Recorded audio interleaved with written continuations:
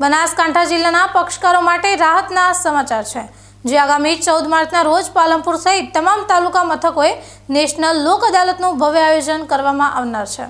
ન્યાયતંત્રમાં કેસોનું ભારણ ઘટાડવા અને પક્ષકારોને ઝડપી તેમજ સસ્તો ન્યાય મળી રહે તેવા ઉમદા હેતુથી આગામી 14 માર્ચ 2026ના રોજ રાષ્ટ્રીય અને રાજ્ય કાનૂની સેવા સત્તામંડળના માર્ગદર્શન હેઠળ વર્ષની પ્રથમ નેશનલ લોક અદાલત યોજાશે। જિલ્લા કાનૂની સેવા સત્તામંડળના સચિવ કે પટેલના જણાવ્યા અનુસાર આ અદાલતમાં સમાધાનલાયક ફોજદારી કેસો, cheque return, bank loan recovery, અકસ્માત વળતર તેમજ જમીન સંપાદન જેવા વિવિધ પડતર દાવાઓનો નિકાલ કરવામાં આવશે।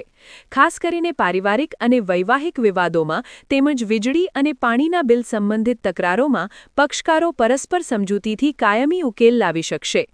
આ લોક અદાલત પાલનપુર જિલ્લા ન્યાયાલયની સાથે જિલ્લાની તમામ તાલુકા કોર્ટોમાં પણ એકસાથે યોજાશે, જેનો મુખ્ય હેતુ વર્ષોથી ચાલતા કેસોનો સુખદ અંત લાવી પક્ષકારોના સમય અને નાણાં બચાવવાનો છે।